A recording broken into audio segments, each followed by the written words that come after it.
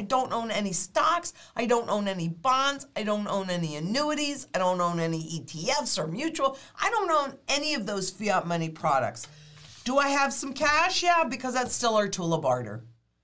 But I only have as much cash as I can afford for all of its purchasing power to go away.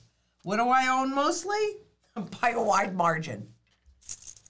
Silver and gold.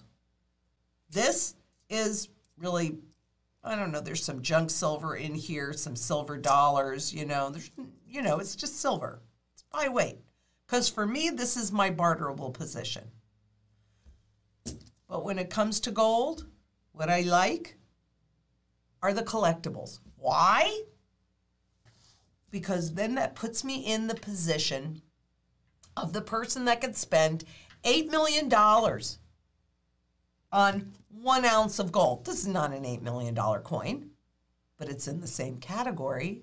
This is physical. Stock and bond markets are intangible. They've converted the real estate market, even though this is tangible. I mean, I'm sitting in a house, but they have converted the real estate market into mostly an intangible market too.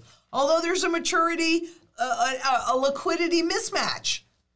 Because with REITs, many of them, not all of them, it depends, you can buy and sell instantly.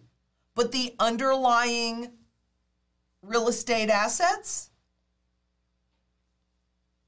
lately, and since the crisis hit, the more recent crisis hit, we've certainly seen prices go up. So yeah, if you put your house on the market, maybe you'll sell it really fast. But you're still not selling it as fast as if you push a button and you sell a REIT.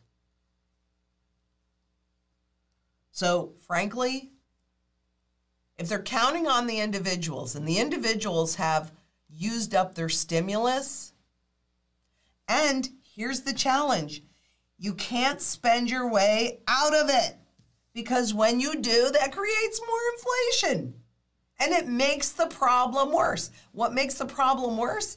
It makes the problem more visible to the individuals. And the only reason that you still have 3 cents on the dollar worth of purchasing power in here is because the individual cannot conceive that this can go away. Even as it has your whole entire life. They've been stealing your wealth from you your entire life. What you work for, what you try and save, and plan for the future. It's disgusting, and we're at the end. And make no mistake about it. 2022, this year, is a pivotal year. We're going into 2023. Well, let's see if they can shift all of those LIBOR to SOFR contracts. Let's see if they can restructure that whole $610 trillion notional market.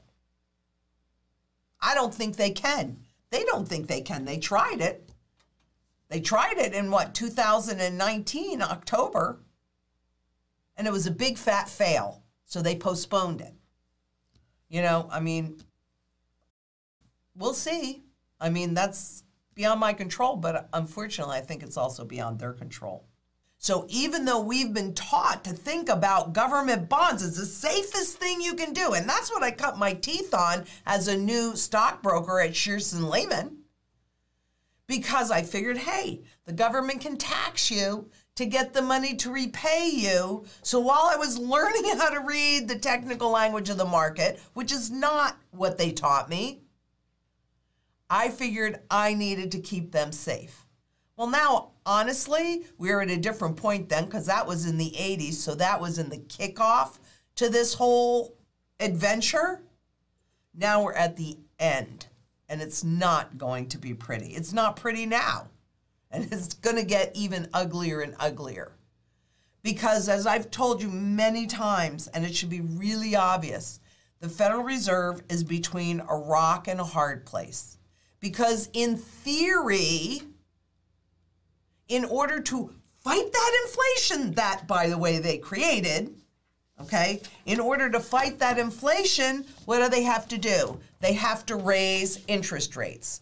Well, wait a minute. They lower the interest rates to inspire people to borrow and spend and generate economic, or what's called economic growth. So what happens if they raise the rates? Just the opposite. About inflation and deflation, and it's the same coin, it's just the opposite side. And the only way to fight inflation is with deflation. And the only way to fight deflation is with inflation. But we're already also in a deflationary environment. Do you think, honestly, do you think we are in a strong economic recovery in the US, let alone globally? But don't worry, because Christine Lagarde came out today and said that they don't have to match what the Fed is doing, and it's not going to work anyway.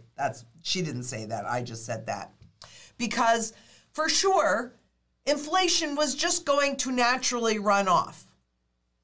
Well, everybody's entitled to an opinion, I suppose, although her opinion has a lot more sway on the global markets than mine does. But look what's happening with oil, right? This is pretty darn significant because it just broke a key resistance level. So these higher oil prices will definitely feed into the inflation. It's one of the things that'll feed into the inflation that we're dealing with now. And guess what? All of that inflation is not reflected in the numbers. That's in housing and all of these things. But it is a very tight gas market, and there's no question that this sense of imminent crisis building with Russia and the Ukraine, this is critical, guys, we talked about it the other day, is also hanging over the market, particularly since Russia does provide about 35% of Europe's gas. So does it sound like the prices are going to go down? No. Does it sound like inflation is transitory? Christine, I appreciate the fact that you were the one that pointed out to me the reset in 2009, and unfortunately it's gone, but that Bloomberg interview you did where you used the word reset about, 27, 29 times. That's how long I've been talking about reset. And some people will say, well, you just talk about the same things. Well, what else would you guys like me to talk about, to be perfectly honest with you? Because don't you need to understand where we are in this cycle and what is happening in order to make educated choices that, oh, by the way, put your best interest first? Because that's what I would like for you. You don't have to agree with me.